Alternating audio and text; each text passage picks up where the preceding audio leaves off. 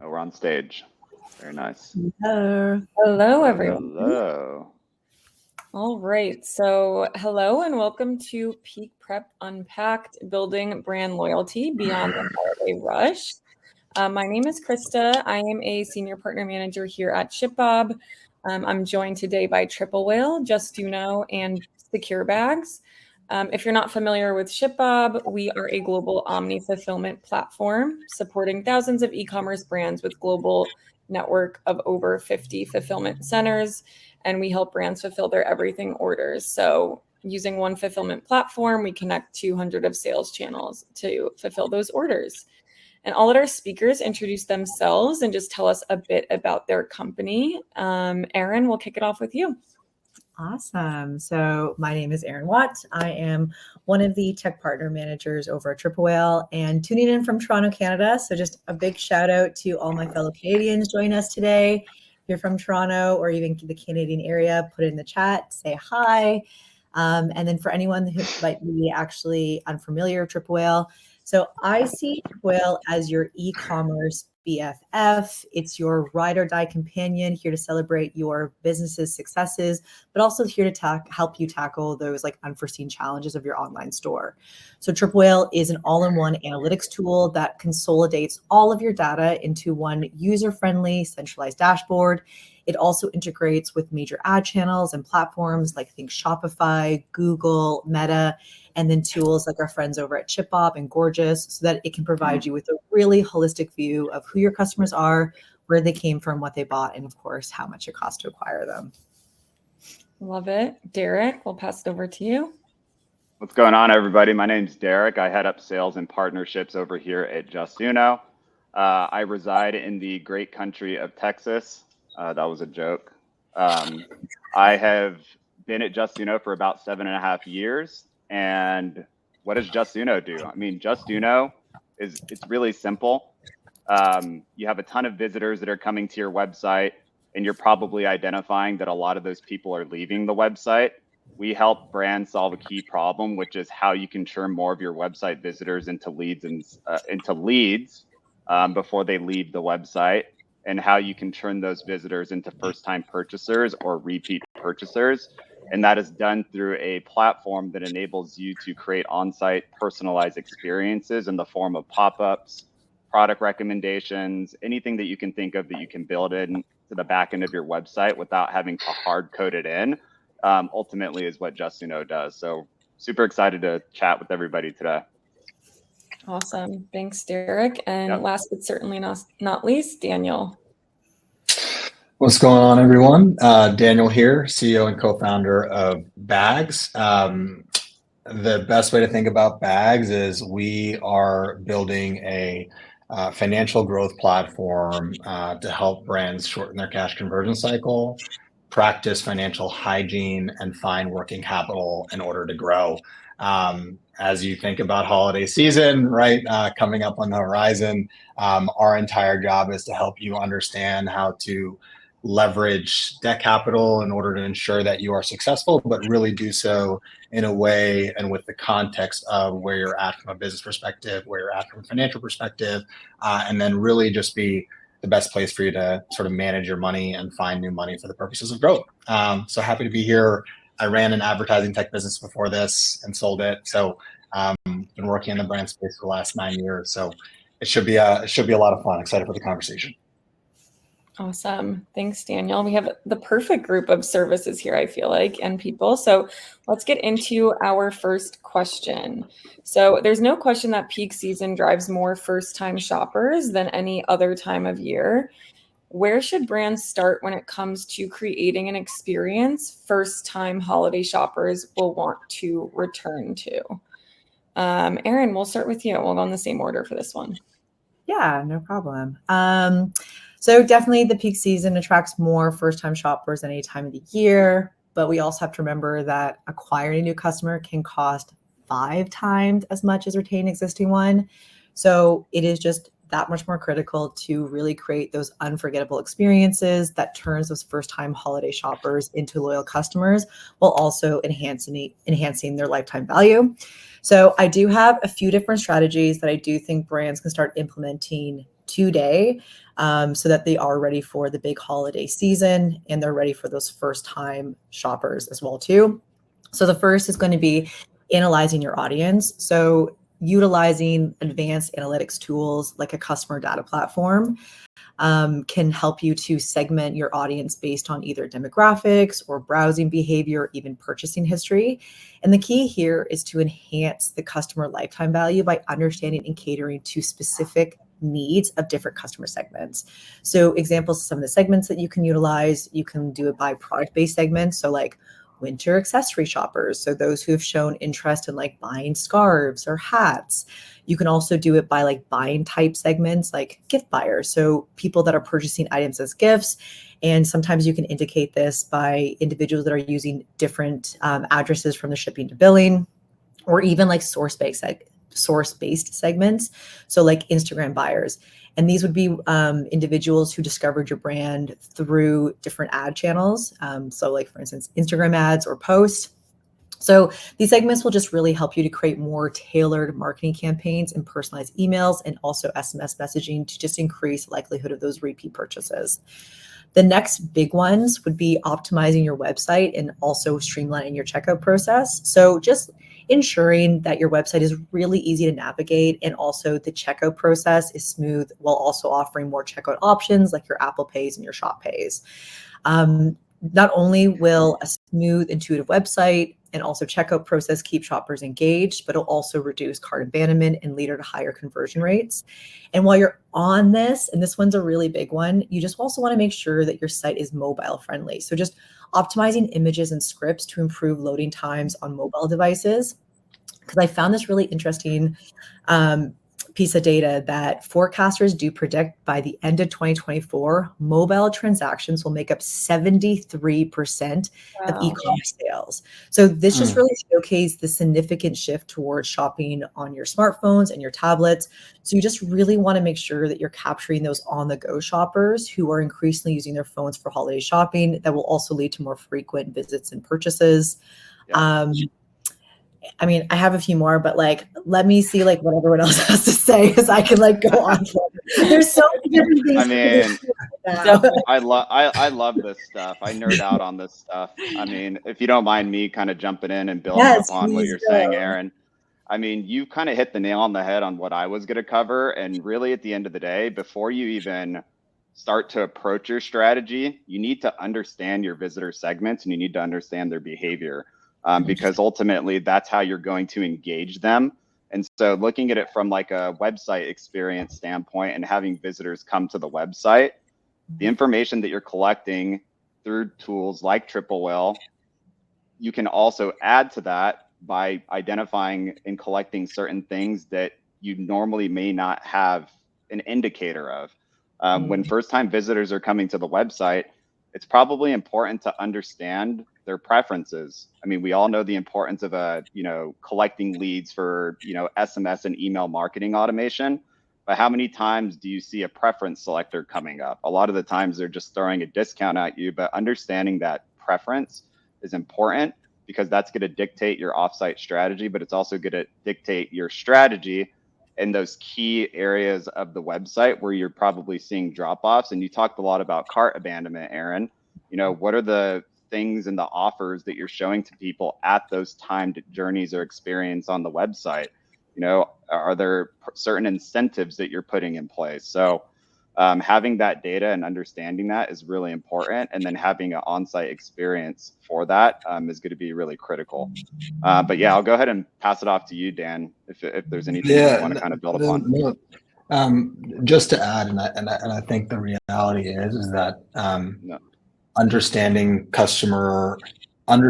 your historical customer trends and historical customer actions can better enable you to make good decisions for this holiday season, right? And especially from understanding how and what people are buying to help dictate how you plan from an inventory perspective so that you're not leaving any cash on the table or any revenue on the table is super key, right? Something that we work with brands to do all the time is really look backwards for the previous 2 holiday seasons in order to look forwards so that you can then plan accordingly, both based off of your top 20% customers and what they're purchasing to understand what you can plan for the holiday season, but two, really make sure that you've got the appropriate stock, because there was a brand that we worked with who ended up knocking on our door. We met them too late in the season last year, and they left about 50% of their total revenue on the table because of the lack of inventory with their hero products, right? Like making sure that you've got the hero products, you understand who's buying them, when they're buying them, and how much you really need.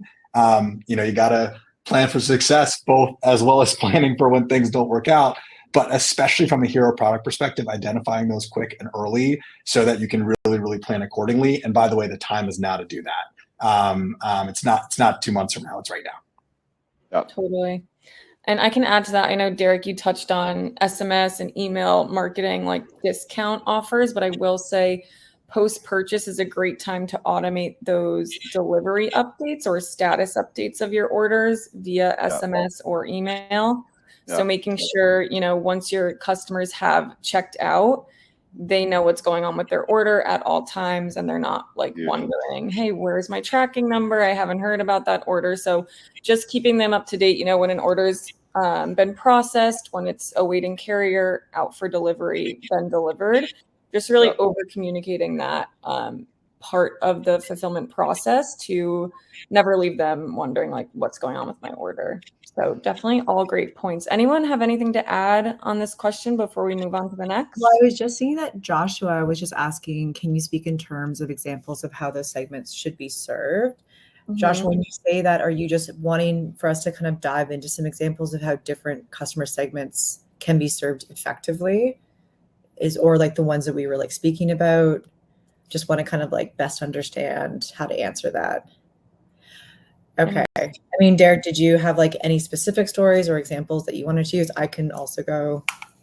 Yeah, sure. I mean, I was actually going to be covering this a little bit later, but a brand that we work with, Tomlinson's Pet Store, is a perfect example of that.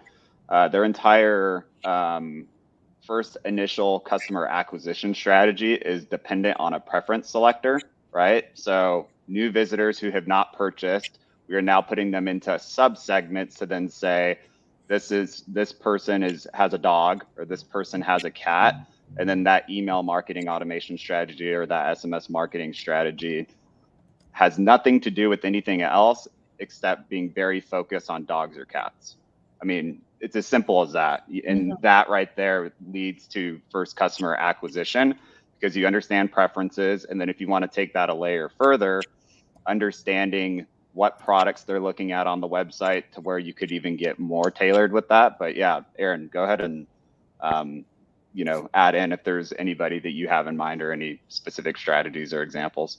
Yeah, like I don't have anyone necessarily in mind. It's just funny because we did just do something on pets with Justuno. So I did have like a pet one again in mind.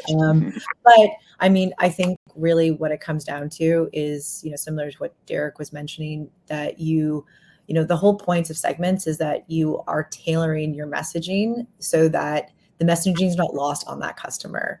You're not going to, essentially, you're not going to be sending a gift booklet to a new customer. They don't know who you are. They don't know if they should trust the product. Why would they be gifting this product? You'd only be sending that gift booklet to your returning customers or your loyal customers, the ones that are probably are the most likely to not only look at it, but then also probably buy from it. So it's just really ensuring that you're making segments based on certain purchasing behaviors, but also there's also stages in the buying cycle as well too. So like cart abandoners, I know we just talked about. So customers who added items to the cart but didn't complete the purchase, you can have a whole segment based on this so that you're sending up follow-up emails with a discount code or a reminder that the items were left in the cart. Or even a tactic here, you could even be using retargeting ads on social media to remind them of their abandoned cart. So there is just specific examples of what you could be doing so that you are targeting these specific customers and you're able to see those specific results from it. Also follow up from that as well. And to answer his question, he's saying, are people selecting that themselves or drawing, you guys, the merchants are drawing that information from data? They're drawing data. Yeah. And a lot of customer data platforms, like Klaviyo will have one, like TripAwell has one. They will have templates already pre-built in, so that if you're unsure as a customer or as a brand whether which segments you should be creating, you'll already have some templates that you can be working out of. And Justuno the same, they can already have those pre-templated ones for you with examples. Totally. Yep. Okay, cool. Let's move on to our next question. So Daniel, we'll start with you for this one. So the holiday sales season is getting longer every year. Now it's starting as early as October with deals running through January. How can brands leverage customer data to continue to improve conversion rates throughout the holiday season? Yeah, so I think we actually touched on a couple different things that the group has brought up. I think one thing worth acknowledging is starting to pipeline and build that customer base, especially if you're looking at really trying to grow from a net new customer perspective, needs to start to happen sooner rather than later, right? And that's why you're starting to see brands expand their discount season, right? Expand their deals. Like, we want to really try to elongate that period where there is incentive for an initial purchase, right? And an initial engagement, or sort of the giving of some initial data to help segment those customers. I do think the one thing that I always try to work back to when thinking about inevitably conversion is really trying to look at what do those top 10% of those customers really look for when they're looking at shopping at your specific brand, right? And how do you cater towards them? And even in a rising customer acquisition cost environment, right? Like, if you can turn that top percent of customer into an advocate or a champion, and you might eat a little bit of margin by giving them a freemium product or a free product, right? Like, that's really kind of the best way I've found to be able to help brands convert customers long term, right? It's creating champions out of your current core customers in order to better enable them to go into the market or represent your brand or get people to purchase what you want them to. It's like, double down on those who are your champions and make them bring additional customers, because that's really the best way to build advocacy over time. Definitely. Yep. Go ahead, Derek. Oh, I'm next. Okay. I mean, Oh, sorry. I thought you were adding something, but totally. No. Do you want me to go? Okay, I can go. Yeah. I'm just like nodding my head because I'm just like in agreement with everything, and I just keep saying yes. I should probably keep my mouth shut. Honestly, I really like. Those were all great points, but at the end of the day, I'm going to keep going back to this, and it's like really understanding your segments and choosing the segments that you want to focus on. And I think key segments to pay attention to and think about are like what you were talking about earlier, Daniel, is like returning purchasers and historical data, and then identifying first-time visitor behavior very, very early on, like as we head into the busy season. And so it's about thinking of the solutions really that allow you to personalize that website experience that will help you through that nurturing and the different acquisition campaigns that you have. But I think that some really key segments to really pay attention to start off with are first-time cart abandoners, right? So these are first-time visitors that are coming to your website that have never purchased before. Understanding that segment, and also understanding the segment of those visitors that are returning back to the website that have items abandoned in their cart. Really understanding that in and out, I think, is big, right? Understanding the cart actions that are happening, understanding the specific products that they're adding to cart, right? How many times they're coming back with something inside of their cart. I mean, it can get very, very detailed, but I think really understanding that and having a tabs on that, at least from a new visitor perspective, I think is going to help with that initial acquisition for that first time visitor that's never purchased. And then for those returning purchasers and the historical data that you have, well, if you already have that segment built, you kind of already know and understand their purchasing behavior already. Well, let's make sure that whatever you're serving up on website or where you're leading them to is going to lead them down that path of conversion. Who's next? I did a lot of talking. Sorry. I feel like we're all we're all on the same page. Like, I feel like we're all really identifying the importance of historical data and how we're utilizing the historical data to ensure that we are capitalizing on that and then identifying what's working, what's not.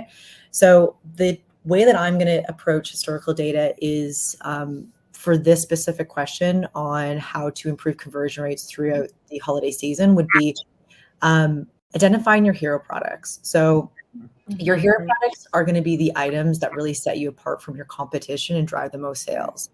And once you are able to identify these products, you want to focus your marketing efforts on promoting them both to your new and existing customers.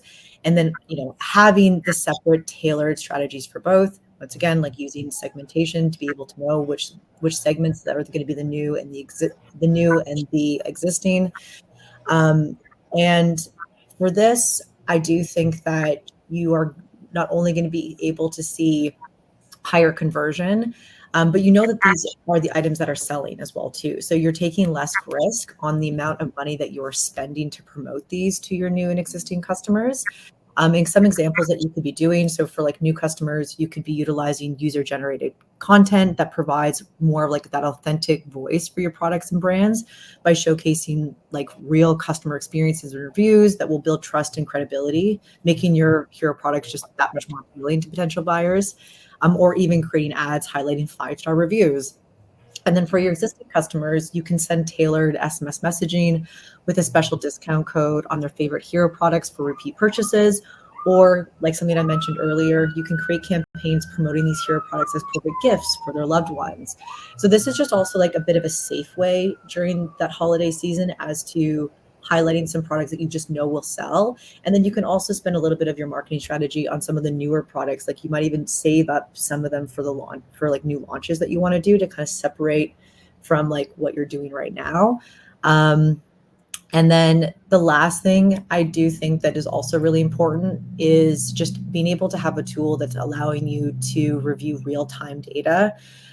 So, once you have all of these strategies in place, you really want to be able to see your data in real time so that you can see your performance as it unfolds, which is going to be super essential for making adjustments on the fly during those high traffic events. And I know that like Derek kind of like touched on some important segments to be creating for the first time. Some of the metrics that you also might want to be considering are like customer acquisition costs. So keeping your eye on that, your conversion rates, also seeing your average order value. If you have special discounts or bundles that you're offering, what is the average order value during this time?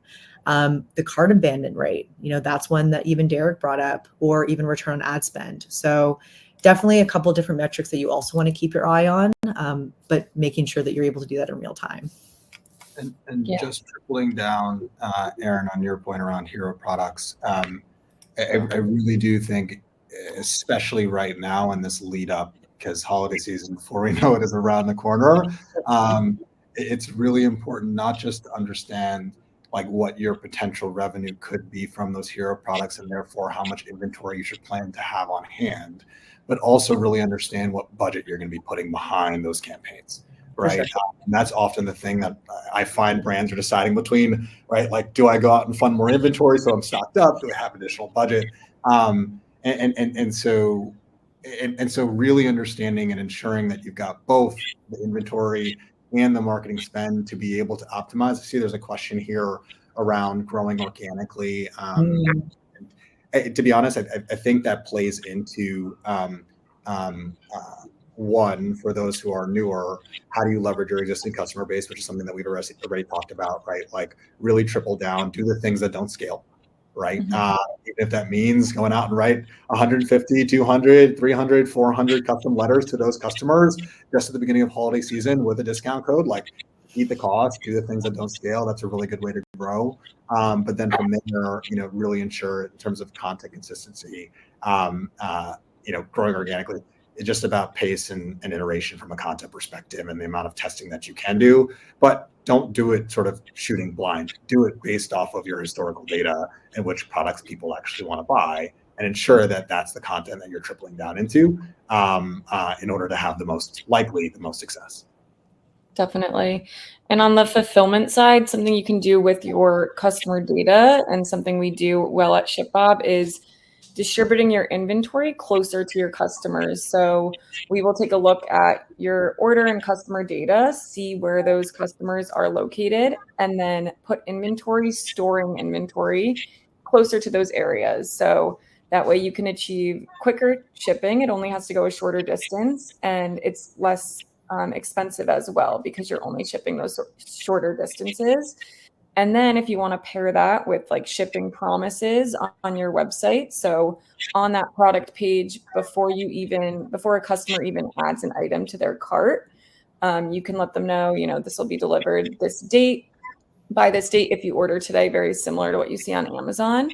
That really increases or decreases cart abandonment and increases conversions. There's no surprises when they go to checkout that shipping is going to be either expensive or take too long for their liking, which anything over like 2 to 3 days now seems to be too long for customers. So we really want to make sure you're using that customer data to be able to offer that quick shipping and meet their expectation. Okay, awesome. Anything to add to that question before we move on? The only thing I would just add is that, I know that it's expensive. I know that, when you're trying to promote your brand, trying to find the right channels to do that on. I know you're specifically talking about TikTok and trying to do it more organically. TikTok, with its 1 billion active users, it's definitely the channel that you want to work this off of, especially because you just have so many influencers and opportunities to also leverage like UGC content as well too.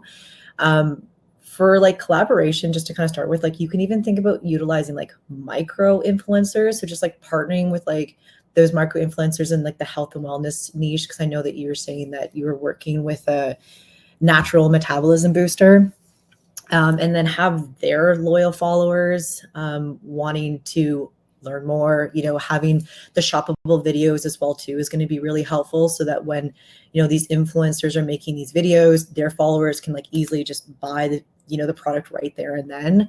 And then when you have those followers buying the products, now start leveraging and encouraging reviews and having them create, the user generated content. And, through that as well too, you can also like create challenges that, like a branded hashtag challenge, for example, that was also going to help you kind of like share their like fitness routine and how like this product helps them in that routine as well too. So there is like a few different ways that like you can kind of utilize the audience and be able to utilize influencers audience as well too, so that like it's a little bit more budget friendly, but definitely like TikTok is going to be the one to do it more organically, in my thought, in my feelings. And adding to that, we talk a lot about product, but half of, or at least a portion of what people buy into when they're purchasing your product is the story, right? Is you, as the individual, right?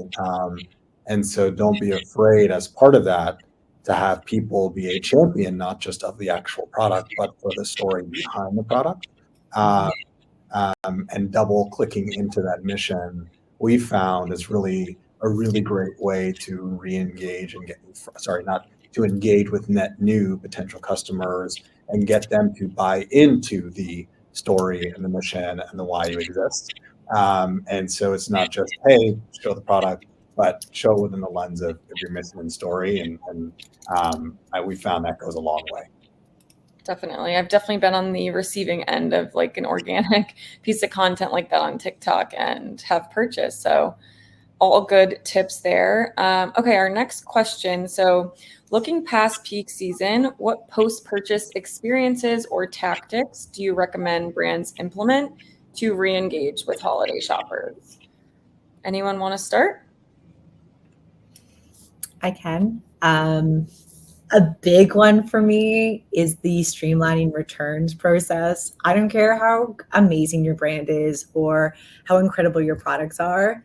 If it is a painful return process, I want nothing to do with you. And I will let everybody know I want nothing to do with you. So it is just having that hassle-free experience does encourage repeat purchases because it is critical for customer satisfaction.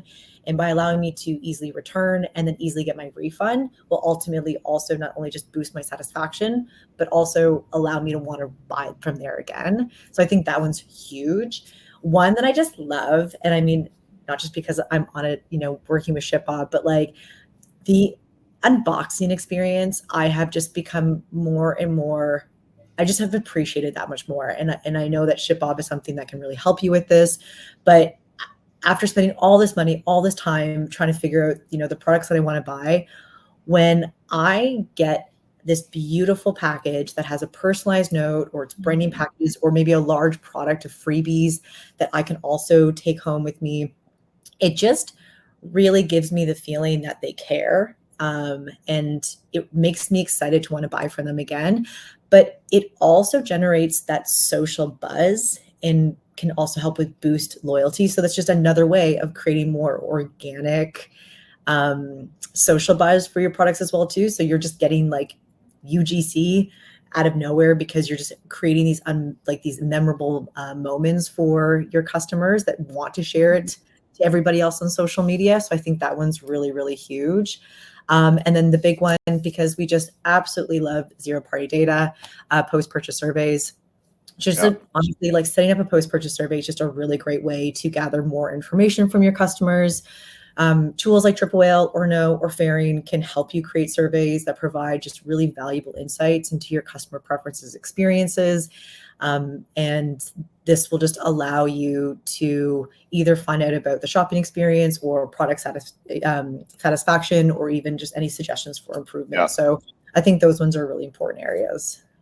Yeah, definitely. Yeah. I'll piggyback off of that because you mentioned the unboxing experience. Of course, that's a huge part of ShipBob and what we help our merchants with, but also adding custom loyalty inserts into those unboxing experiences. So to keep them coming back after the holidays. So you can create rules for either new customers or repeat customers, and based on who they are, they get whatever discount or insert you want to offer them. But for new customers, if they receive their order with 10% off their next purchase, or a gift note that says thank you for your purchase, here's something else we thought you would like, with a little sample of something, if it's like a beauty brand, those little things can really go a long way, especially for those new shoppers during the holidays, in order to re-engage them. So and Aaron, totally agree with your returns take. Like, I've had so many weddings this year, and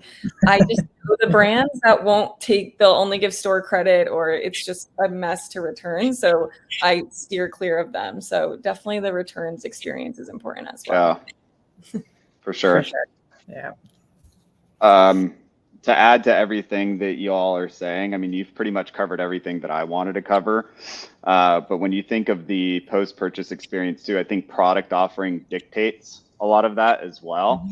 So it's thinking, the example that I like to use is, I had this big obsession with generators recently, like solar generators, and that is a very high ticketed value item. So I'm probably not going to come back and purchase a generator anytime soon, but what is going to apply are the accessories that are going to be used with that solar generator. But it's not about just like selling me on what those other items are. It's about what you were talking about, Daniel, and more of like lifestyle marketing, and like how you're speaking to your customer to keep the brand top of mind. And so what gets me coming back is like, oh, great, XYZ generator company is marketing to my needs and my preferences. Oh yeah, I need to add this on, or I need to add on an additional battery. And so I think that those are things that you need to think of, is like, think of your product offering, but think of how it ties into how you're communicating and marketing past that point. And then looking at it from an on-site perspective, understanding that you have people who have purchased before, all of the things that Krista and Aaron were talking about, it's like you want to make sure that you're reinforcing all of that when they come back to the website as well, because somebody's not going to take the coupon and probably go, I'm going to use this coupon right now and purchase on the website. No, they're probably going to go back to the website 3 or 4 more times. And so you need to understand that as well. And that is a huge area of opportunity that I see missed at all times, even in my own experience and engaging with like different brands that I have purchased from before. But yeah, Daniel, if you want to go ahead and bring it home with anything that you have as well. You guys are crushing it. I'm just going to sit here and have my coffee. The only thing that I would add, especially when thinking about, let's call it post-December, right? And understanding, we look at things from a financial management, financial hygiene perspective, and understanding your inventory, inventory aging, working with, ShipBop as an example. Like, it's an incredible time period to move a ton of stock, right? And at some components or at some point in time, it'll be better to move stock than necessarily hold stock and keep margins, right? And so when you think about that time period, January, February, when you're starting to play with those discounts and incentivizing purchasing, right? Like really trying to elongate that season. Also keep in mind the current stock that you have, which stock is aging pretty significantly, how you could potentially move it to some of those hero customers, and then like really start to experiment with that point of discount to purchase, right? Where if you got to that certain point, you can move product, clear up some inventory, get some of that cash back that's stuck in product, and then really drive home to give yourself even just a little bit more cash on hand to likely weather the seasonality of post holiday season. Definitely. Yep. I love that. Okay, on to our next question. So what future I just saw quickly, Joshua also just asked about adding a net promoter or similar to a post-purchase survey. Like the net promoter score. I'll just like, Derek, if you also want to come in this as well too. So I think that I think it's important to have like a scale of how your customers might be feeling about something. So like on 0 from 1 to 10, how likely are you to recommend this product to a friend or colleague? But then it's also important to have like follow-ups with those as well too, because, they say 1, well, it's upsetting to know that they wouldn't recommend this, but then you want to kind of get a little bit more granular to understand why. So like, even maybe like, what is the primary reason for your score? And you can list different options like poor customer service, product didn't, match the description, long shipping times. And then another one, you can even get a little bit more granular. And this is the one that I like, especially when you're trying to kind of figure out what customers are looking for like the holiday season. It could be like, what do you look for like an ideal online shopping experience? And then like giving them like a bunch of different options there. So I think I do think that you should include those, but you also want to include either like follow-ups or other questions that kind of give you just a little bit more details on their answers as well too. Definitely. I don't know if you have anything else to, Derek, with that. I don't have anything to add. I mean, you pretty much covered all the key topics. And, I guess the simple answer to the question is like, are you adding a net promoter or similar to the post-purchase survey? I mean, yes, right? It's so. Definitely. Okay, awesome. So next question for the group is, what future trends do you anticipate for customer retention? Have you seen any unique strategies recently that you think will take off this year? I'm going to call on Daniel to go first. Daniel's turn to go first. I got my turn at bat. Okay, so I think it's worth touching on and recognizing the current environment that we're in, right? It's a higher interest rate. Venture is likely a bit slower. Brands likely will have less money to potentially spend this season than they have prior, as a byproduct of all the trends in the market. And therefore, I think, and this is why I think this conversation is so important that we're having, I think it's really going to be about how brands are able to optimize the data that they do have and the customers that they do have in order to maximize each season, right? And I really do think that will be the trend line of this season. I don't think it's going to be a new campaign type. I don't think that we're going to go from TikTok to another platform, or I just really think that as a byproduct of capital being more scarce, right? Like brands are going to have to get to be more crafty in how they both acquire, retain customers. It's that simple, right? And then be even more structured with the capital they use in order to do those things, right? And so that's kind of how we foresee this fall. I think. I think there's going to be a lot less venture money sunk into inventory. I think that those days have been slow down and even less money going into marketing. So I think brands are going to really have to think critically and act critically about where they spend their money in order to best get the best return on their dollar spent, but more so just to really try to maximize, customize, and do a lot of the things that this group has already talked about. Yeah, and actually to piggyback on that, so this is perfect. I am so happy you went first because I think that going back into how to capitalize, how to get more creative, I really think, the big trend, if that's what we want to kind of call it, is that personalized experience. So I do think that more brands are going to be leveraging tools to create that personalized landing page and product recommendations tailored to individual customer preferences. A little shout out to Rebuy, like they're really great about creating like hyper personalized shopping experiences. So imagine a customer visiting your site and seeing a landing page that's tailored to your past purchases and browsing history. So like this level of personalization can significantly increase conversion rates as well as customer retention. And then when I think of like unique strategies that I see, and this is like a little shout out to also Justuno, but like platforms like TikTok and tools like Justuno really have excelled in creating like an interactive and gamified experience. So these approaches are also really becoming increasingly popular for engaging customers and also encouraging repeat purchases, like with Justuno, which I'm sure Derek will tell you all about, but like implementing like a spin to win wheel on your website, engaging customers and offering them to like have a chance to win a discount.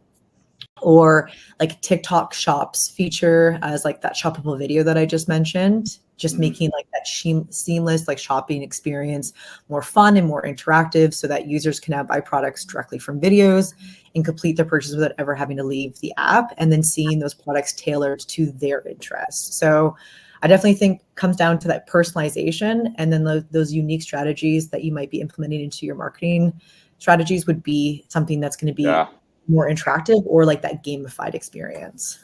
Yeah. I like that. Definitely.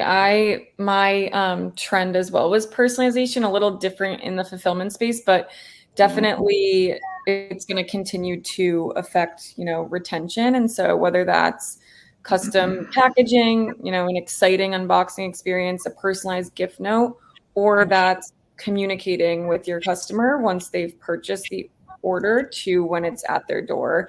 Again, never leaving them wondering what's going on with their order, really over communicating in that part of the post-purchase journey. Because that's really when things can go wrong, is when, the delivery doesn't show up on time and they have no clue what's going on with it. So definitely a personalized experience, whether that's unboxing or communication too. Yep. Do you have anything to add? Yeah, I mean, when you're thinking of it from a post-purchase perspective, and when you're just thinking of like overall strategy, I'm going to go back to something that I talked about earlier, and it's kind of finding that happy medium between communicating incentives for people to purchase your product or repurchase your product and simply just staying top of mind. And I mean, look, our lives are changing. The world is evolving quickly. People have their own challenges. And so do you really understand, the challenges that somebody's going through on a day-to-day? And does your product or what you sell kind of line up with like how people's lives currently are? And I think that if you can do an effective enough job to make people realize or understand that whatever it is that you're selling is a part of their lifestyle and, aligns with their lifestyle, I think that you're going to put yourself in a good position. And then I'm not even going to get into, all the on-site strategies and all that stuff. I think we've talked enough on that, but I think that that's where brands really need to start shifting and where they really need to start thinking. That's interesting. Like, I actually like that too, because even recently I was thinking about how I'm on a very tight budget and only supposed to be spending X amount of dollars a day. But I'm that person that I see something and now I have to have it. But I'm on a budget and I don't want to forget about it. And there's not an incentive right now that's going to encourage me to buy it because I can't buy it right now. I'm on a budget.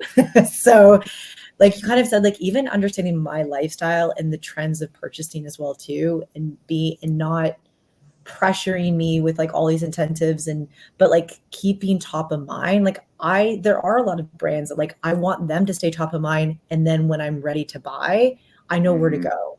And Yes. or and they're doing that through like educational campaigns or videos or content, or they're just providing me something that's fun that I can be looking at and remember them by, just something. But it is interesting because it was a thought that I had the other day, just how many brands I find don't do it enough, where they find ways of just staying top of mind without being too pesty, or like that they're, not just throwing incentives at me, because it's not about the incentives, it's just the timing. Like I'm just not ready to buy it now.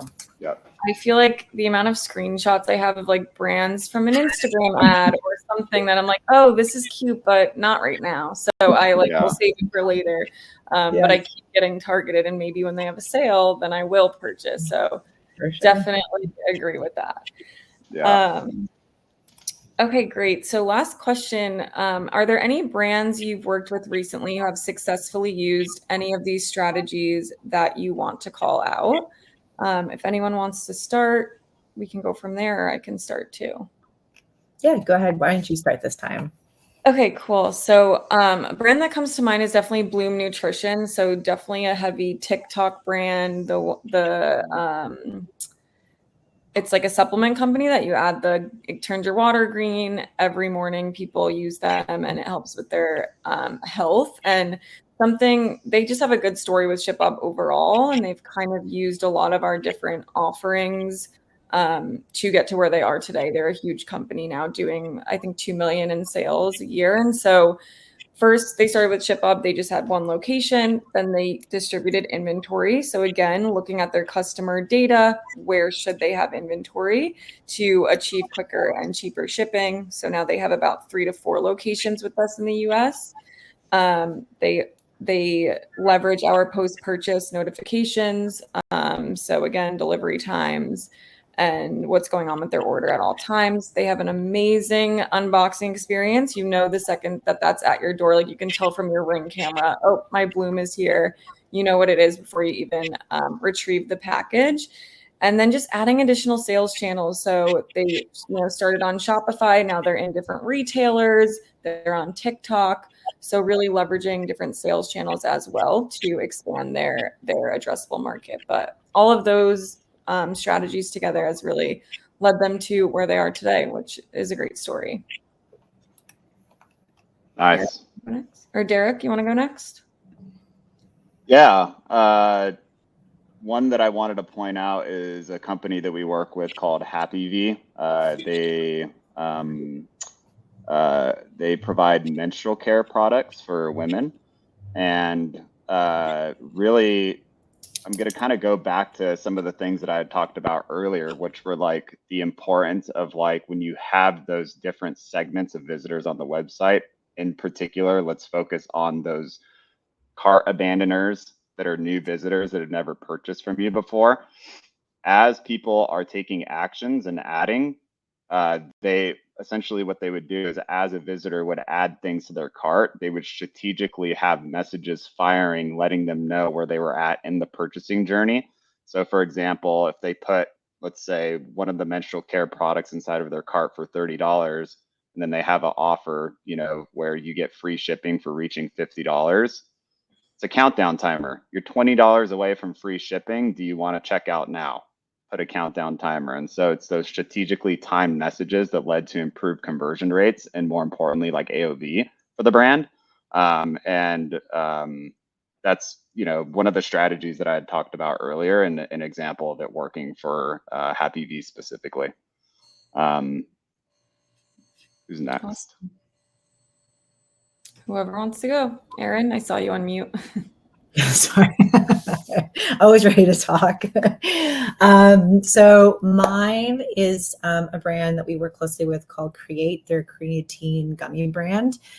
So I know that I spoke a lot about the importance of loyalty programs to increase like LTV and conversion rates, but also subscription programs are just as successful, and a really great another program that you can consider implementing if you haven't already. So the reason I bring this one up is because the founder of Create, he just emphasizes the importance of offering a subscription option even if your products aren't naturally suited for subscriptions, and that the strategy is really essential for monetizing customers over extended period of time, rather than solely relying on those one-time sales. So, something that we talked about very much this whole time is like, how do we turn those first-time buyers into repeat purchasers? So subscriptions can really help with that. And if you are on the fence still with subscriptions, crazy fact, Create's revenue is about so the revenue that they generate is about half from subscriptions. So they really do rely on subscriptions a lot. And then the other one too is that they're also been really great with their post-purchase experience. So I know Chris was talking about like the unboxing experience. Create does something a little bit different. So they employ a gift with purchase strategy, setting their offers apart from their typical discounts and also enhancing customer engagement. So like, their customers are receiving a limited edition item or even like a hat or a t-shirt.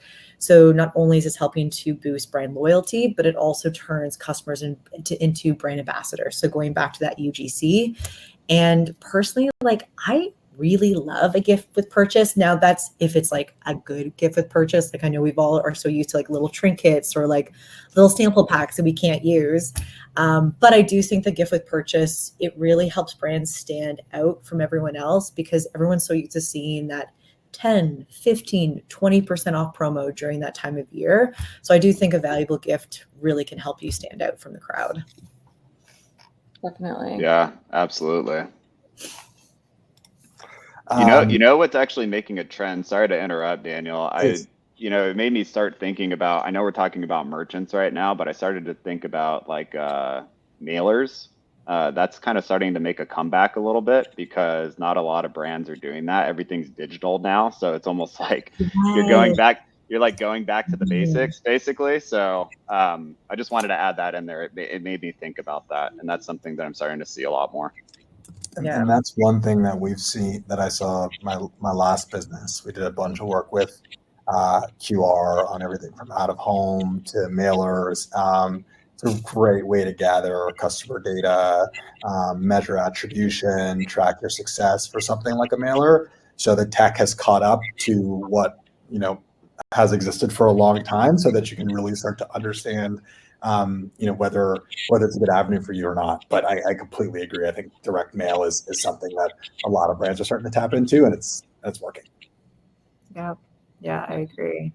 I think this is an interesting question, like what makes a valuable gift, which I think you're also trying to say, what makes a valuable gift to an unvaluable one? My opinion, it's products that don't really make sense together. So for instance, I purchased a lipstick and they gave me a sample pack of a moisturizer. And I feel like you're just like assuming that because I like lipstick that maybe I also want this moisturizing pack that I can maybe use a dab of. It's probably going to get thrown away. And unfortunately, we all want free, but we don't appreciate free unless we understand the value behind it. So if I'm buying a really expensive shampoo and you are providing me with it, like, a travel one, like one that would normally cost me $5. And I know that would normally cost me $5. To me, that's still a really valuable item. That's something that I understand the value behind it. It's free. I appreciate that. And even talking about like, tote bags are such a big thing right now. Having like a really fun design tote bag from the brand that I can utilize and then also show off and become that brand ambassador is another big one. Or even, I do understand like there's budget constraints with it, but if you can also provide like a free full-sized item with it. So, if you're selling a metabolizer booster or something, is there like a secondary product that can come with that you could also offer a free size? You're giving them a whole opportunity to try like the full 30 days of what that's offering. That's now going to make them want to buy even now that product. So I think like it's really, you want to get specific as to what you're sending with these products. And also like, is it something that someone can actually utilize? Yeah, someone said in the chat with the metabolism booster, a free shaker bottle. I think that is a good value add. It goes together nicely. Yeah, 100%. Yeah. I started to think about this from just when Well, my girlfriend goes to Sephora and she has like all of her points at Sephora, and then like she goes to the front counter and they're like, oh, you have, your Sephora points to use, and then they have the items that are up there. It's like, I'm just gonna save the points, because it's like she doesn't like those products. And it's like similar to like loyalty programs that you build on your own website, where you're like, oh yeah, we're gonna get them to use their points, they're gonna want to purchase this, but it's like they don't care about that. So it reminded me of that, when my girlfriend goes to Sephora and she just has all of her points that she hasn't used.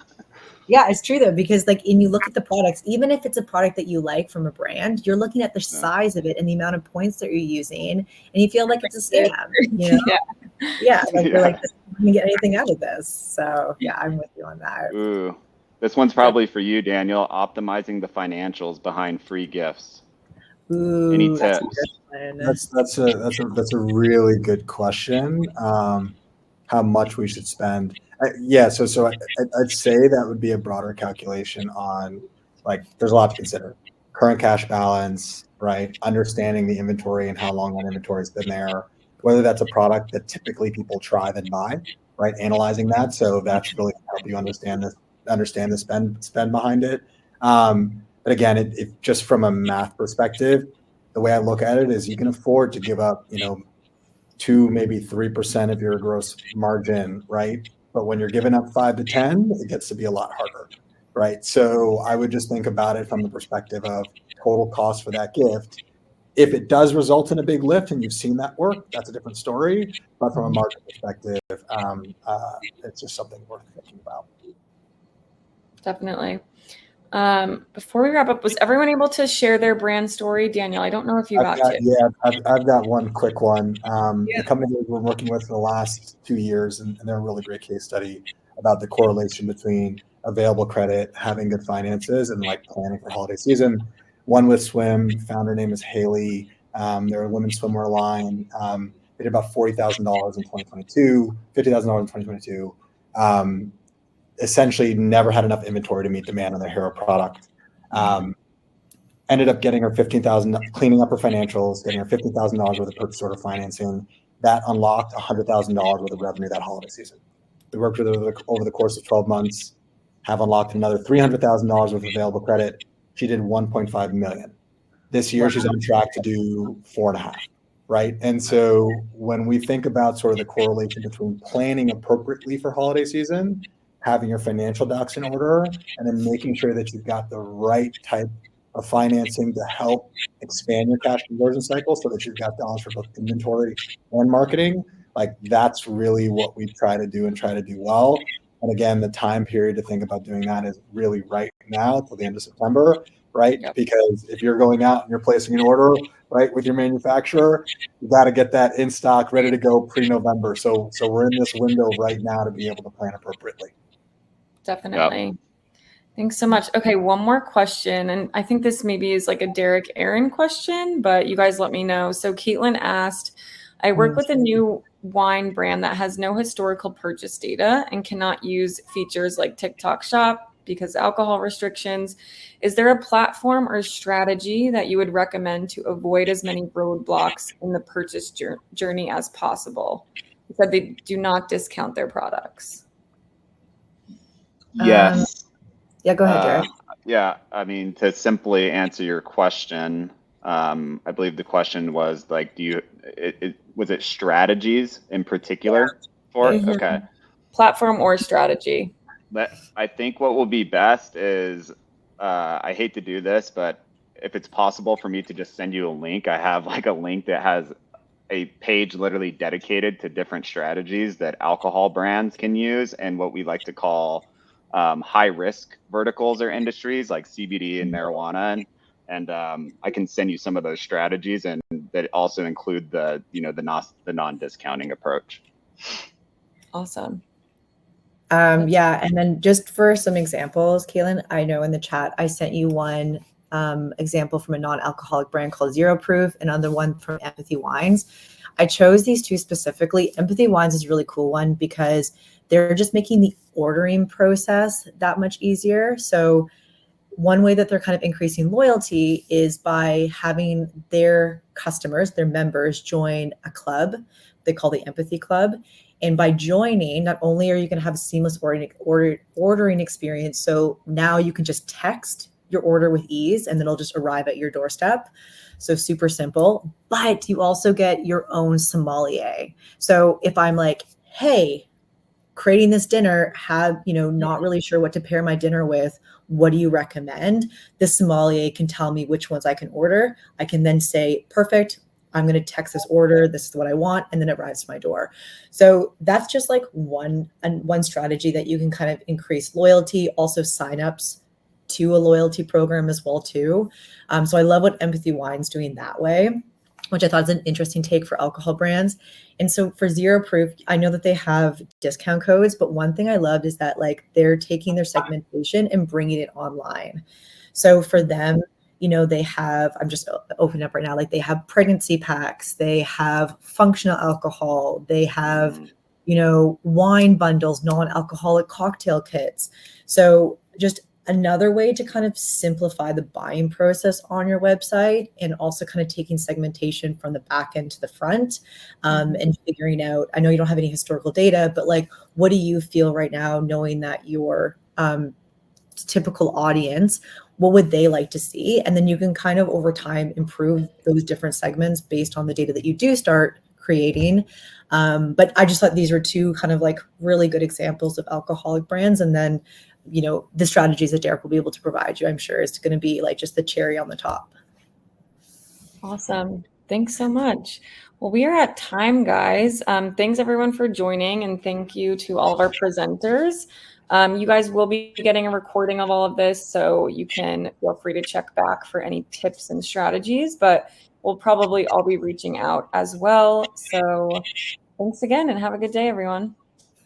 That was fun, y'all. See you later. Bye. Bye. Thank you.